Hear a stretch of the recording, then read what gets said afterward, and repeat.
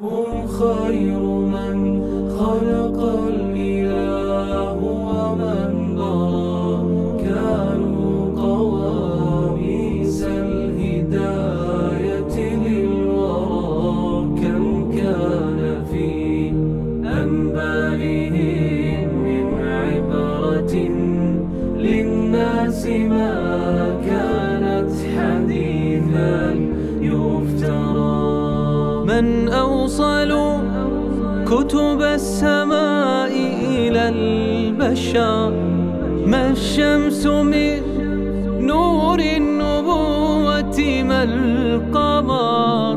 فقفوا على آثارهم وزنوا بها أعمالكم، واستلهموا منها العبار. هم أنبياء الله والقوم الكرام والتابعون. بسم الله الرحمن الرحيم. كان الله جل جلاله ولم يكن شيء غيره، هو الله الأول جل جلاله ولا خلق غيره، الله ولم يكن شيء معه، الأول فليس قبله شيء، الله الصمد. الله عز وجل خلق خلقا، وبدأ الخلق بالعرش، وهذا العرش أعظم مما نتصور. شيء قليل من العرش الكرسي، الكرسي بالنسبة للعرش كحلقة في صحراء كبيرة، هذا الكرسي، والصحراء هو العرش. أما الكرسي فقد وسع السماوات والأرض. الله أكبر. خلق الله العرش وجعله على ماء، هذا أول ما خلق الله عز وجل. ثم خلق بعد هذا القلم، فقال له الله عز وجل: اكتب. قال: ما أكتب؟ شنو أكتب يا رب؟ قال: اكتب ما هو كائن إلى قيام الساعة. وكتب في الذكر كل شيء. الله خلق العرش والماء، ثم خلق القلم، وكتب في القلم كل شيء في لوح محفوظ. ثم بعد 50,000 عام أمر الرب عز وجل بخلق السماوات والأرض. بعد 50,000 سنة بدأ خلق السماوات والأرض، وتم هذا الخلق كله في 6 أيام، خلق السماوات والأرض معا، وكانتا متلاصقتين. الأرض قسمها 2 و4 أيام، ومعها السماء كذلك في 6 أيام كلها. قل أئنكم لتكفرون بالذي خلق الأرض في يومين وتجعلون له أندادا، ذلك رب العالمين. وجعل فيها رواسي من فوقها وبارك فيها، وجعل فيها رواسي من فوقها وبارك فيها، وقدر فيها أقواتها في 4 أيام، سواء للسائلين. السماوات والأرض خلقت في 6 أيام، عرش وماء، قلم كتب كل شيء. بعد 50,000 سنة خلق الله السماوات والأرض، وكانتا ملتصقتين. هذه السماء كانت ملتصقة مع الأرض رتقا متلاحمتين. فجأة في هذا الكون المهيب في هذا الكون العظيم يأمر الرب جل جلاله أن تنفصل السماء عن الأرض، بل السماء نفسها أن تنفصل إلى 7 طبقات تصير 7، والأرض نفسها فجأة تنفصل إلى 7 طبقات و7 أراضين. أولم يرى الذين كفروا أن السماوات والأرض كانتا رتقا ملتصقتين ففتقناهما وجعلنا من الماء كل شيء حي أفلا يؤمنون. الله، ما أعظم هذا الانفجار العظيم في الكون. فجأة السماء والأرض تنفكان، وفجأة السماء تنقسم إلى طبقات 7، والأرض تنقسم إلى طبقات 7 كما أمر الله جل جلاله. أما السماء فخلقت من بخار الماء الذي على العرش. العرش مو قلنا فوق الماء؟ شفت الماء هذا كان يخرج منه بخار، وهذا البخار كون عظيم، خلق ما يمكن نتصور حقيقته من عظمته. هذا البخار صار مثل الدخان في هذا الكون الفسيح. هذا الدخان كان هو بداية السماء، ثم استوى إلى السماء وهي دخان فقال لها وللأرض ائتيا. الله يأمر السماء والأرض ائتيا طوعا أو كرها قالتا أتينا طائعين. هذا هو بداية الخلق كما قصها القرآن. من أوصل كتب السماء إلى البشر، ما الشمس من نور النبوة ما القمر، فقفوا على آثارهم وزنوا. ما أجمل هذا الكوكب، إنه الأرض، هذا الكوكب الذي نعيش عليه. كم عمره؟ العلم فيه عند الله عز وجل. ما هي المخلوقات التي كانت تعيش فيه في بادئ الخلق؟ العلم فيه أيضا عند الله عز وجل. لكننا نعلم أن بعد فترة من الزمن خلق الله عز وجل على الأرض خلقا أصله النار، سماه الجن لخفائه. أصله من نار السموم، من مارج من نار، من لهب نار لا دخان فيه. خلق الله عز وجل ذلك المخلوق، وعاش في الأرض مكلفا حلالا وحراما ووجوبا وطاعة. ولكن الجن في ذلك الزمان أفسدوا في الأرض أيما فساد، وكان الله عز وجل يرسل إليهم الملائكة تعاقبهم على فسادهم وعلى سفكهم لدمائهم. وكان مع الملائكة أحد قادة الجن في ذلك الزمان، وسمي إبليس، وكان في مرتبة من العلم والدين والإيمان ما جعله الله عز وجل في مصاف الملائكة، وكان يقاتل الضالين من الجن مع الملائكة.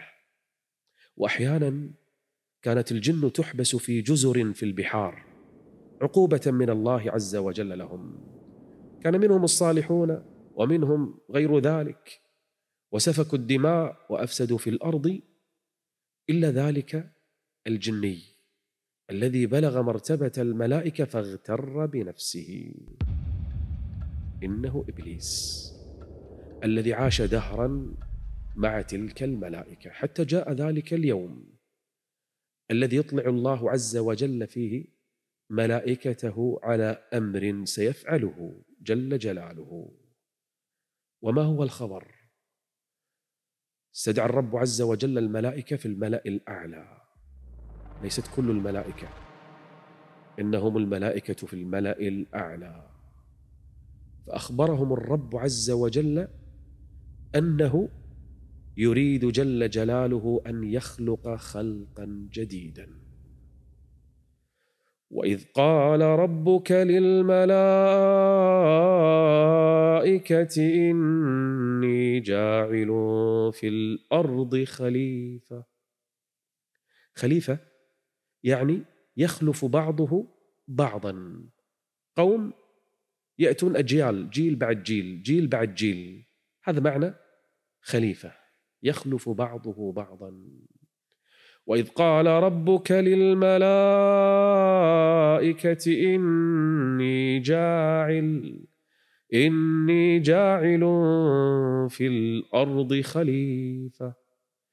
فردت الملائكة من باب الاستفهام ومن باب الاستخبار، هي تعلم ماذا فعلت الجن قبل الإنس من الإفساد، من الضلال، من سفك الدماء.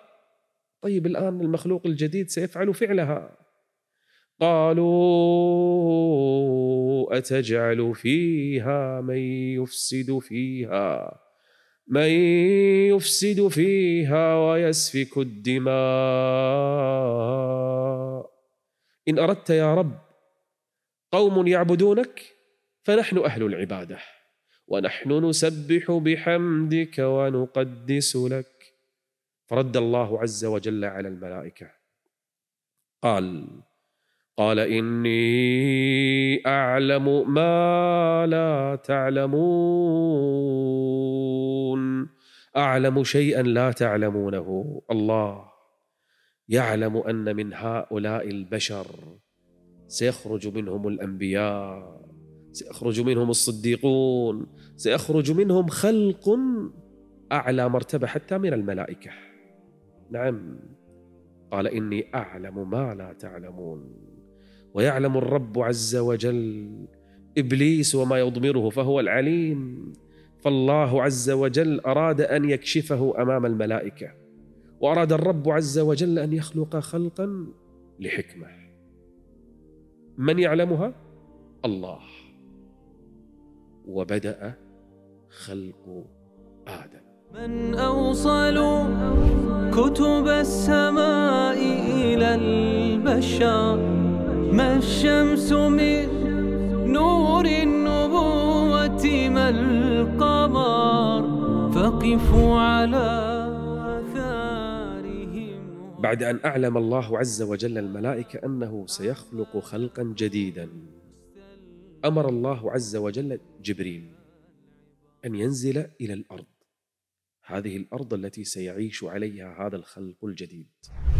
أمره أن يأتيه بتراب من الأرض، فذهب جبريل ليأخذ شيئا من تراب الأرض، فاستعاذت الأرض من جبريل وقالت أعوذ بالله منك أن تنقصني أو تشينني. فخاف جبريل من استعاذتها بالله فرجع إلى ربه، فأرسل الله عز وجل ميكائيل وذهب إلى الأرض ليأخذ من ترابها، فاستعاذت الأرض أعوذ بالله أن تنقصني أو تشينني. فرجع ميكائيل خائفا إلى ربه، فأرسل الله عز وجل ملك الموت، به البداية وعنده تكون النهاية. أرسل الله ملك الموت إلى الأرض ليأخذ من ترابها، فقالت الأرض أعوذ بالله أن تنقصني أو تشينني. فقال ملك الموت وأنا أعوذ بالله أن أرد أمر الله، هذا أمر الله لي. فأخذ من تراب الأرض كله. التراب اللي تشوفونه أحيانا يكون أبيض، أحيانا يكون أسود، أحيانا يكون أصفر، أحيانا أحمر، أحيانا بين هذه الدرجات، أحيانا من التراب الصعب وأحيانا من التراب السهل. من كل الأرض بين طيبها وخبيثها أخذ هذا التراب، وجيء بهذا التراب الذي سيخلق منه هذا الخلق الجديد، ولهذا سمي منه آدم عليه السلام. فجيء بهذا التراب ثم أمر الله عز وجل أن يوضع معه شيء من الماء، وجعلنا من الماء كل شيء حي، فصار هذا التراب طينا، وظل فترة من الزمن طين، ثم ازداد تماسكه فصار طينا لازبا. أوله تراب. يا أيها الناس إن كنتم في ريب من البعث فإنا خلقناكم من تراب. أول شيء تراب، وضع عليه ماء فصار طينا. قال ربك للملائكة إني خالق بشرا من طين، فازداد تماسكه فصار طينا لازبا متماسكا. ثم مرت فترة من الزمن فتغير لونه اسود، وخرجت منه رائحة فصار حمأ مسنونا، بدأ يتشكل. ثم مر فترة من الزمن حتى صار كالفخار يابس، صار صلصالا كالفخار، إذا طرقت عليه سمعت له صوتا، والملائكة تنظر: ما هذا الخلق الجديد الطويل؟ ما هذا الخلق الذي سيخلقه الله عز وجل؟ ومنه مع الملائكة؟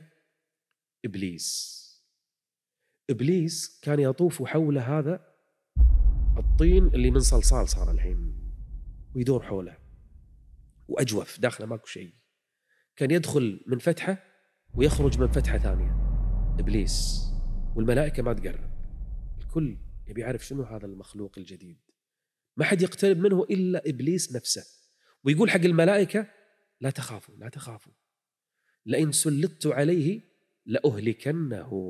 يعني إذا سوى مثل الجن راح أفعل فيه نفس الفعل، مع أنه هو من الجن أصلا إبليس، ويقول لهم: لا تخافون لئن سلطت عليه لأهلكنه. ودخل داخل إبليس نوع من الحقد، نوع من الحسد. للحين ما صار شيء، للحين فقط هو طين وصار صلصال، وظل على هذه الحال 40 سنة لم ينفخ فيه الروح، والملائكة تنظر إليه وإبليس يطوف حوله، ينتظرون تلك اللحظة الموعودة.